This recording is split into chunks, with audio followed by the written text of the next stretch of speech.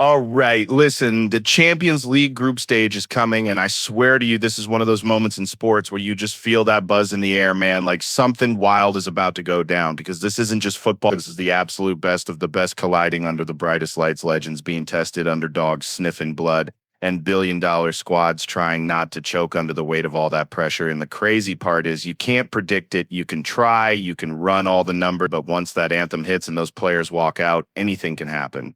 And that's why people all over the planet drop everything just to watch these games. You've got history, drama, egos, heartbreak, miracles. It's like a movie, but it's real happening in front of us live. And every single season, there's that one storyline that nobody saw coming, the one that makes you sit back and go, damn, that's why we watch this. So let's break this thing wide open. Let's talk about the giants, the underdogs, the transfers, the groups of death, and the absolute chaos that's about to unfold. Because if you're not hyped for this, man, you're not alive. All right, man, let's talk about the big clubs in this Champions League group stage, because every year we all act like we don't already know who's going to flex first, but at the same time, there's this weird tension, like maybe, just maybe, the script gets flipped, right? Look at Real Madrid. They're like this mythical beast in the competition. Doesn't matter if their midfield is aging, doesn't matter if their striker situation is weird. Somehow they just turn into killers when the anthem hits, and you can almost feel the intimidation ripple through the stadium like, oh, we're facing Madrid tonight. Then you've got Manchester City, who right now feel like they're playing chess while everyone else is still figuring out checkers. Guardiola's system is so sharp, so well drilled, it's like watching a swarm of bees that know exactly where to sting. But the question becomes, can they actually repeat?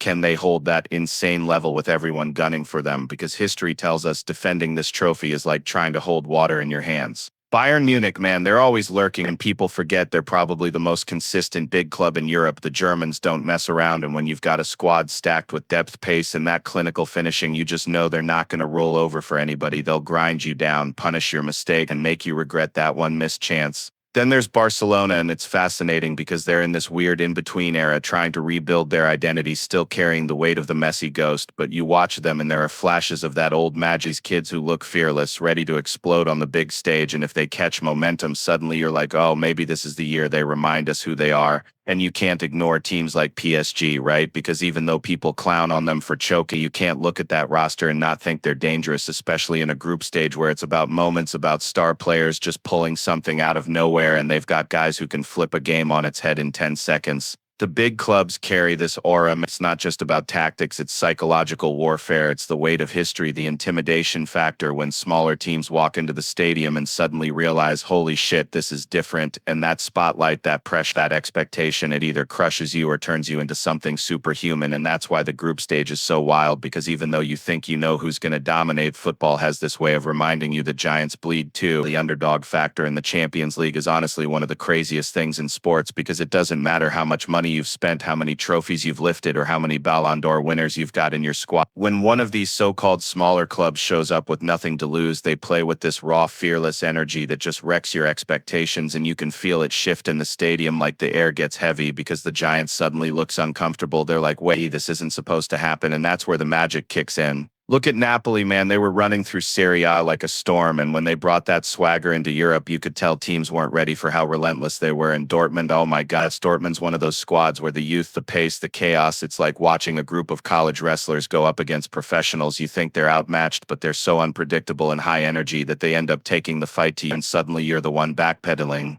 Benfica's another perfect example. People sleep on them every single year, but they've got that mix of old school European grit and new blood with no fear. And when they play at home, the crowd is like this electric wall of sound. It almost feels unfair for the opponent, like they're drowning in pressure. And I don't even think PSG counts as an underdog normally, but given how much they've been laughed at for choking, people actually start writing them off, which is wild considering the quality they still have. And that's when they're most dangerous, because you can see those players thinking, all right, no one believes in us, time to flip the switch. What makes the underdog factor so insane is that it's not even just about skill, it's about it's about walking into a fight where nobody expects you to survive, and instead of freezing, you swing harder, you run longer, you push past that point where the big clubs think you'll gas out, and in those moments you start seeing panic in the so-called elite teams. Their passes get sloppy, their confidence dips, and the crowd starts smelling blood.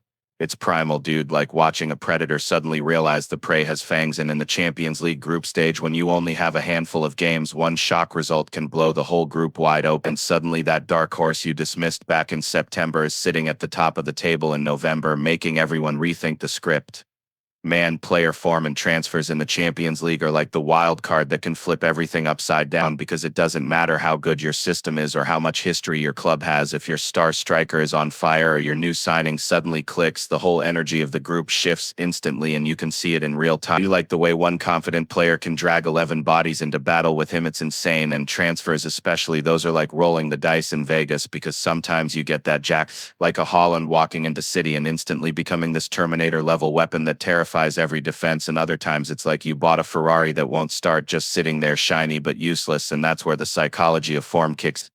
Because football is so much about rhythm and confidence, and you can have a world-class midfielder worth 100 million, but if he's second-guessing his passes or hasn't found chemistry with the squad yet, he's basically a liability in the group stage where margins are razor thin. And then there are those players who explode out of nowhere, like some 19-year-old winger who was just a squad rotation guy last season, but suddenly he's dropping defenders on their asses, and everyone's like, wait, who the hell is this kid? And the transfer market is already lining up checks before the group stage is even finished, and that kind of breakout form changes everything because now the so-called underdog team has a weapon nobody planned for. You also can't ignore how transfers shift balance between the giants themselves, like one big signing at Madrid or Bayern isn't just about strengthening, it's about sending a message, it's intimidation. It's like they're saying, yeah, we just stole the guy you want and now he's going to score against you, and you can literally watch other squads get rattled by that because football is as mental as it is physical. And the funniest thing, you'll see some guys who are mediocre in their domestic leagues suddenly turn into superheroes under those Champions League lights, like something about that anthem just wakes up a different beast inside them. And it's those streaks of form that wreck prediction because you can't plan for a player just deciding he's going to play out of his mind for 6 weeks straight. Transfers and form, man, they're like the chaos factor of the whole tournament, the thing that makes you realize you're not watching a script, you're watching human beings, confident chemistry, egos, hunger, all clashing on the biggest stage. And sometimes that one guy who everyone doubted in August ends up rewriting the whole damn story by December. Dude, the whole idea of the group of death in the Champions League is just pure chaos fuel because every single season you know there's going to be that one group where the draw comes out and the whole room gasps like, oh my god, how the hell are these teams all stuck together? And it's hilarious because the Champions League isn't supposed to be fair, but when you throw 3 or 4 absolute monsters into the same pot, it becomes survival of the fittest on steroids, and the tension is unreal, like you're watching gladiators go at it in the first round when they should be meeting in the quarters or semis. Imagine you've got Bayern, Real Madrid, and maybe a spicy underdog like Napoli or Dortmund in the same group. Suddenly every single game feels like a final. There are no breathers, no easy nights, and the margin for error becomes microscopic. You lose once and you're already playing catch up. You lose twice and you're basically done. That's insane considering some of these clubs are used to walking through group stages like it's preseason. The group of death also exposes who's really built for the pressure, because when you're a big name player and you're used to padding stats against smaller teams, now you're staring across the pitch at world-class killers every single week, and it's like a fight camp where there are no tune-up fights, just sharks circling everywhere, and you either adapt or you drown. And what's wild is that it always produces drama because one of those elite teams has to go home early, and that's where the shockwaves hit, because suddenly the media's like, whoa, this giant just collapsed in the group stage, and it sends fans into meltdown, managers under fire, transfers questioned, egos bruised. And on the flip side, the underdog that sneaks through instantly becomes this cult hero, like people rally around them because they survived the meat grinder. The group of death is also where you see the nastiest atmospheres because fans know every point is life or death, so stadiums turn into madhouse. The volume is cranked up to 11, players can't even hear themselves think, and that raw energy feeds into the unpredictability, like one mistake, one red card, one freak deflection, and the entire balance of the group changes over. It's the purest form of drama the Champions League can give you because it strips away the safety net, it takes all the comfort zones and torches them, and what you're left with is football at its most primal, where legends get made, giants get humble, and every 90 minutes feels like a war nobody asked for but everybody secretly wanted. Man, when you look at all of this, the big clubs flexing their history, the underdogs swinging like wild dogs in a backyard fight, the transfers that either turn guys into superheroes or absolute ghosts, those brutal groups of death that feel like cage matches every single week, and the shock exits that flip the whole football world upside down, you realize the Champions League group stage isn't just some formality before the real tournament, it is the war. It's the place where reputations get cracked, where new legends get born, where billion-dollar projects either prove they're the real deal or get exposed under the brightest lights. And that's what makes it so addictive, because you're never safe, you're never guaranteed. You can spend plan everything, but once that whistle blows, it's chaos, it's drama, it's survival. And that's why we love it, because it's not polished, it's raw, it's unpredictable, it's sport in its purest form. And every season, the group stage throws us stories that people will be talking about for years. So buckle up, enjoy the madness. Good luck to every team stepping stepping into that fire. And thank you guys for hanging with me on this ride, because if there's one thing we know, it's that in the Champions League, anything can happen, and it usually does.